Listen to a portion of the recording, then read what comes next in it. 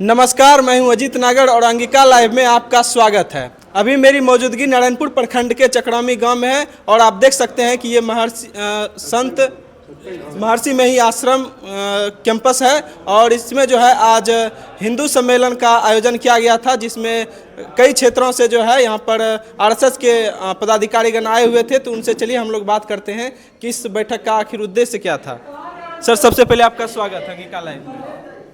कि आज की बैठक का जो उद्देश्य है, ये हिंदू समाज जो है विभिन्न जातियों में बटा हुआ है। संघ 100 वर्षों से इसका प्रयास कर रहा है और उस प्रयास में आज शतक वर्ष जो लग रहा है, उसमें संघ ने 5 परिवर्तन की घोषणा की है। वो परिवर्तन जो है, पहला है सामाजिक समरसता, दूसरा है पर्यावरण, तीसरा है कुटुंब प्रबोधन, चौथा है स्व अध्याय जीवन और 5वां है नागरिक कर्तव्य। इसी कर्तव्यों के साथ सबों को सामूहिक रूप से जुटाया गया है। विभिन्न जातियों में लोग बटे हुए हैं, लेकिन सबसे पहले वे हिंदू है। भारत हिंदू राष्ट्र है, सदा से रहा है। भारत में रहने वाला हिंदू है, चाहे उसकी पूजा पद्धति कुछ भी हो।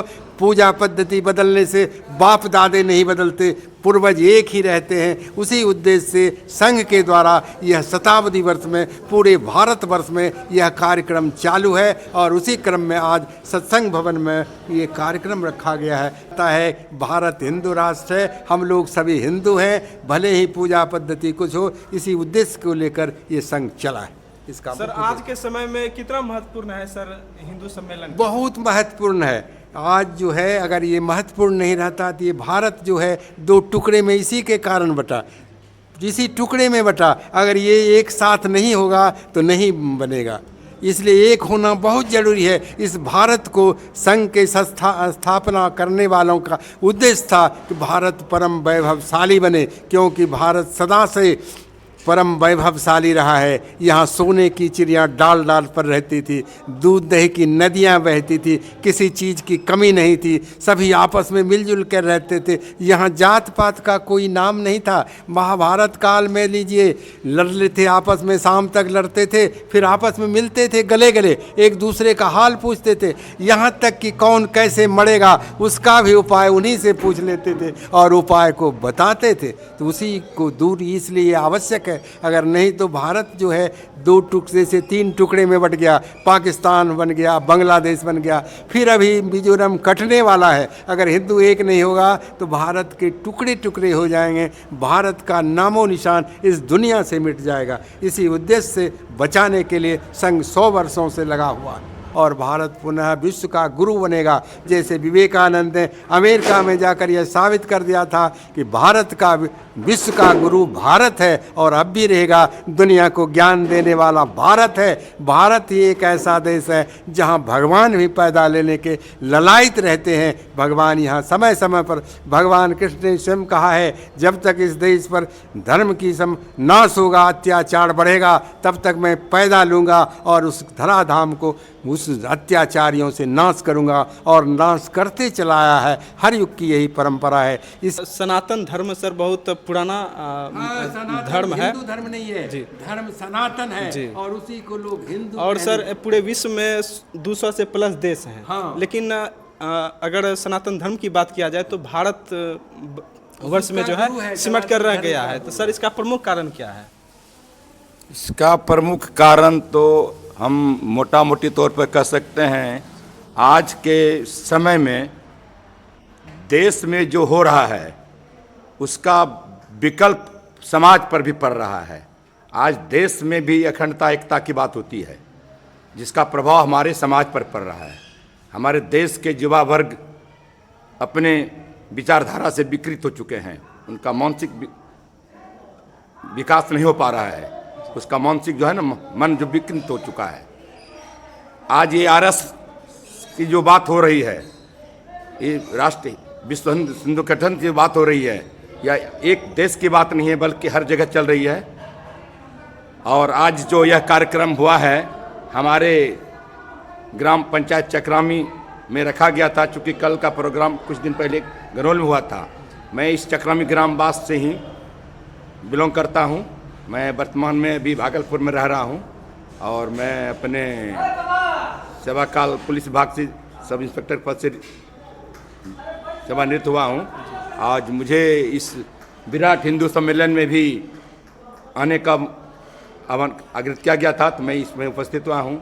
मैं चाहता हूँ कि पूरे राष्ट्र जो यह देश हिंदुस्तान जो है वह धर्मनिरपेक्ष राज्य है, यहाँ सर्वधर्म की समानता है।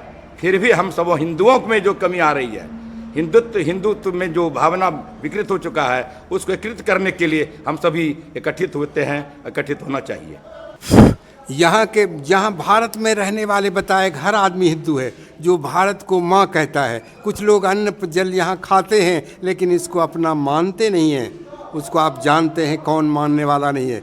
मुसलमान मक्का जाता है, उसका पवित्र स्थल मक्का है। जब वहाँ मक्का जाता है तो वहाँ नाम लिखा जाता है, किस देश से आए हो। जब उससे पूछा कहता है भारत का, तो कहता है लिखो ये हिंदू मुसलमान है। पहले उसको हिंदू तब मुसलमान कहा जाता है। ये देश की विशेषता। सनातन धर्म जो है कहीं ना कहीं राजनीतिक पार्टियां जो है के ऊपर जो है थोप दिया जाता है कि अगर कोई जैसे भाजपा है तो उसे हिंदू धर्म का समझा जाता है, और कांग्रेस है या राजद है तो उसे समझा जाता है कि ये मुस्लिम वर्ग के पक्षधार हैं। तो सर कहीं ना कहीं जो है जैसे कि विश्व स्तर पर घटनाएं होती है।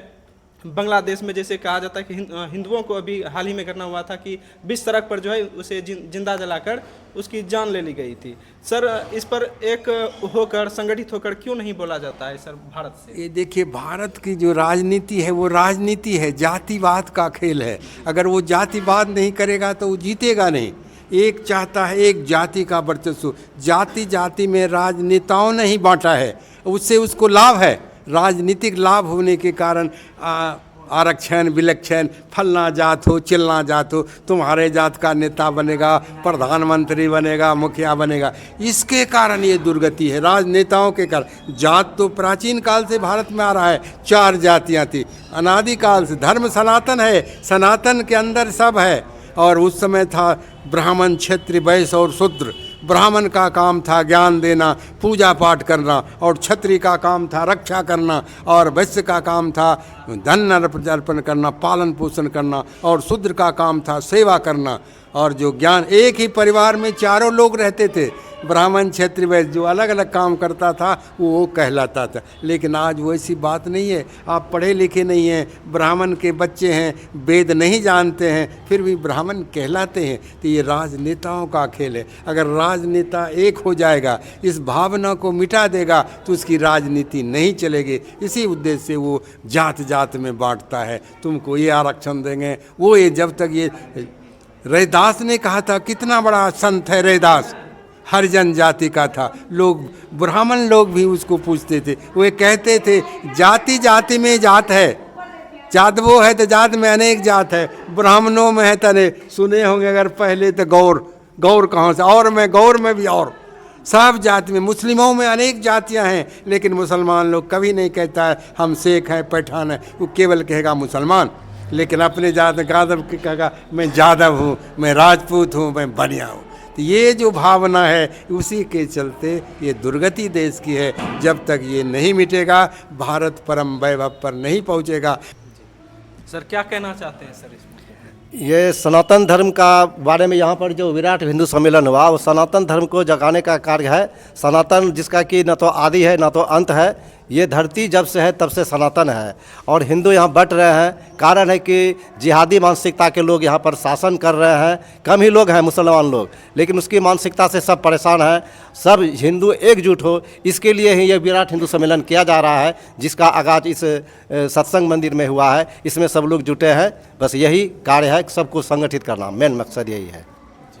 सर कहीं ना कहीं जो हिंदू समाज को है, जातिगत भेदभाव जो है कहीं ना कहीं उसको खोखला कर रहा है। ये तो बात सही है। अभी अगर नॉमिनेशन होगा एमएलए का, एमपी का, तो भीड़ लग जाएगा, रोड जाम हो जाएगा। यहाँ पर विराट हिंदू सम्मेलन शीर्षक है, लेकिन यहाँ पर 100 लोग भी नहीं पहुँचे। यही तो इस फूट को एकजुटता में बदलने के लिए ये सम्मेलन किया जा रहा है। हर प्रखंड स्तर पर किया जा रहा है, यही मकसद है। इसमें हम लोग जुट गए हैं तो बस जुट गए हैं, क्योंकि 100 वर्ष पूरा हो गया है आरएसएस का, राष्ट्रीय स्वयंसेवक का। यह जो शताब्दी वर्ष है, शताब्दी वर्ष 100 वर्ष पूरा हो चुका है। अपने जो कि सरसंघचालक डॉक्टर बलराम केशव हेडगेवार ने, जो कि अपना संघ को कुछ ही 5-7 लोगों ने अपना यह संघ कार्य को चालू किया और दैनंदिन शाखा को चालू किए, जिसके शाखा के प्रभाव से अभी पूरे देश भर में अभी अपना राष्ट्रीय स्वयंसेवक संघ का काम चल रहा है और सब जगह हिंदू सम्मेलन हो रहा है। हिंदू में संस्कार बढ़ेगा और सब कहेंगे कि हम हिंदू हैं, हम हिंदू हैं।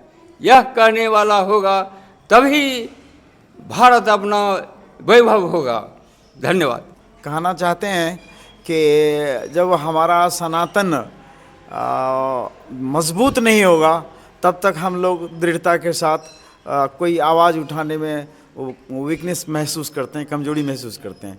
इसमें नए नए युवकों का जब तक समावेश नहीं होगा तो भारत ऊंचाई पे नहीं पहुंचेगा। हम हिंदू समाज जो है थोड़ा बिखरे हुए हैं, अलग अलग ये हो गया है।